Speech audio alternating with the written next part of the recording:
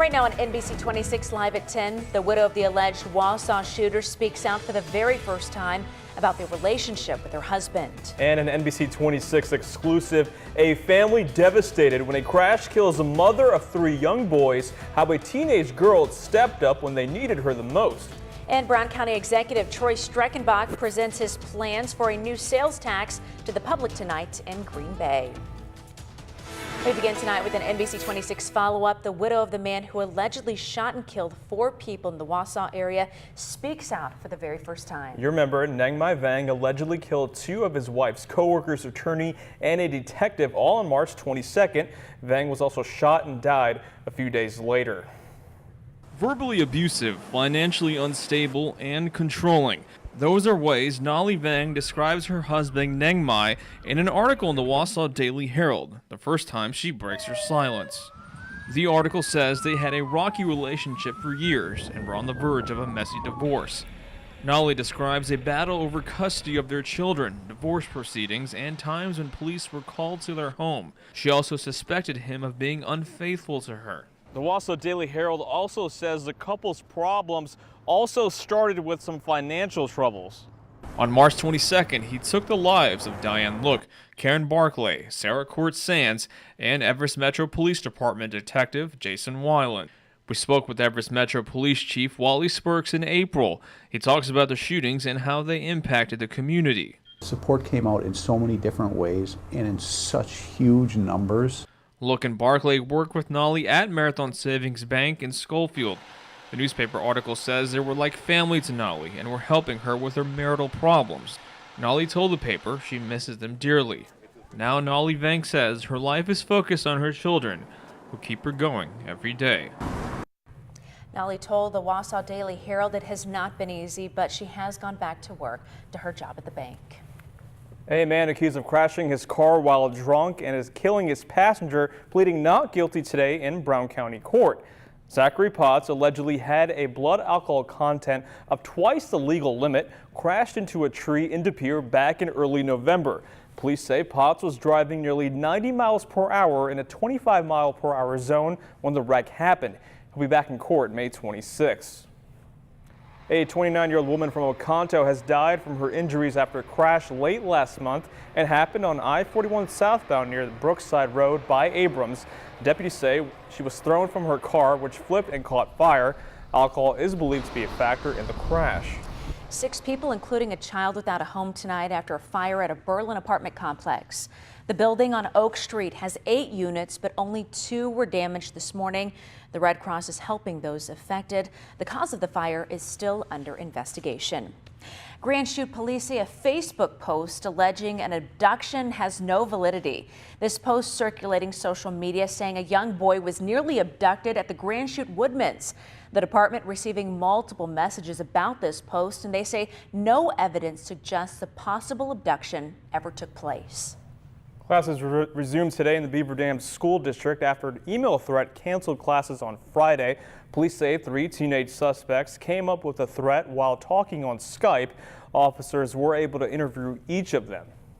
It appears that they were serious when they did the email, but afterwards they understand there's consequences.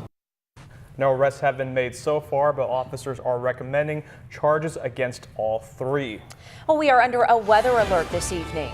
Here with the details is NBC 26 Chief Meteorologist Cameron Moreland. Another chilly night is on the way for much of the viewing area. We have frost advisories and freeze warnings roughly from the Fox cities north and east for later on tonight into tomorrow. Temperatures are currently in the 40s or 30s from Green Bay north and east, where we have mostly clear skies, and then south and west. Temperatures are still in the 50s and 60s. Lows tonight, south and west of roughly the Fox cities, will be in the 40s. North and east of that, we will be getting down into that frost area. Temperatures more than likely in the mid-30s. Some isolated upper 20s are possible across the north. So with that frost advisory or freeze warning, we are looking at the threat of a widespread frost or freeze in those counties I just showed you. Cover any tender plants and bring the potted plants inside. Tomorrow morning, kind of a wide range of conditions. Sun and some frost across the northeast, clouds and maybe some showers across the southwest. Temperatures will be in the 30s and 40s, mostly cloudy by the final bell with perhaps a shower. Temperatures will be in the lower to mid 50s. Cassandra? Thanks, Cameron. The Republican plan to repeal and replace the Affordable Care Act moved one step closer to completion last week when the House passed the bill. Now the GOP's efforts moved to the Senate, where Majority Leader Mitch McConnell and a group of 12 Republican senators are working on crafting a bill which can pass the Senate. The nonpartisan Congressional Budget Office is expected to release its analysis of the House bill later on this month. Now, the health care debate sparked a heated exchange between Republican Governor Scott Walker and Democratic Allegheny County Executive Tom Nelson last Friday. The two have very, very different opinions about the new bill. Tonight, NBC 26's Regina Ahn tells us how the proposed changes could affect you. Many with pre-existing conditions such as asthma or diabetes could pay a higher premium under the American Health Care Act. We'll look at it when it goes to the United States Senate. We're going to lobby in a way that allows us to do the things that we've done here in the state of Wisconsin. For the first time in the history of the state, we cover everyone living in Medicaid, something we didn't do, Tom, when you served in the late legislature. Republicans want states to set up high-risk pools for those with pre-existing conditions. Governor Walker says, quote, it's a given and that everyday citizens will have access to affordable health care. TheaterCare Marketing and Strategy Vice President Jim Matheson says for the vast majority of people in Wisconsin receiving health insurance through their employer, they shouldn't have to worry about paying more for coverage. For those people that currently buy health insurance on the insurance marketplace, the individual marketplace, they did see a huge increase, or in some cases a significant increase in insurance costs. We hope this legislation will help lower the cost. The bill now in the Senate would eliminate tax penalties for those who don't buy coverage. It could cut the Medicaid program for low-income recipients and allow states to impose work requirements for those on Medicaid. Governor Walker tweeted on Friday, quote, Wisconsin will ensure coverage for people with pre-existing conditions. Keeping you connected, Regina Ahn with NBC 26. Now, Governor Walker is making a final push to move state workers to a self-insurance model. Under the new plan, the state would contract with health insurance companies instead of buying insurance from health maintenance organizations. Walker says the plan could generate an additional $60 million for the state to invest all in education. The public got its first look at the new Brown County sales tax proposal tonight. County Executive Troy Streckenbach on hand to discuss the proposal at a meeting at the Neville Public Museum. The plan would fund a replacement for the Brown County Veterans Memorial Arena and some other projects. Leaders tonight stressed the importance of an expo center for tourism. Like the dart tournament that comes in every other year, 6,600 room nights, over a $2 million impact in our community. So those are the revenue generators that are keeping our tourism industry healthy. The proposed half-cent sales tax is projected to raise nearly $150 million over 6 years to fund the new projects. Well, it was a great day to be out helping the community, and some of the ladies from NBC 26 took advantage. See why they were swinging hammers very early this morning. And when a local family lost a loving wife and mother in a tragic accident, a young teen stepped up to help. You'll meet her coming up. You're connected to NBC 26 News at 10 with Cassandra Duvall, Chief Meteorologist Cameron Moreland, and Sports Director Charlie Sakaitis. NBC 26 News at 10, keeping you connected.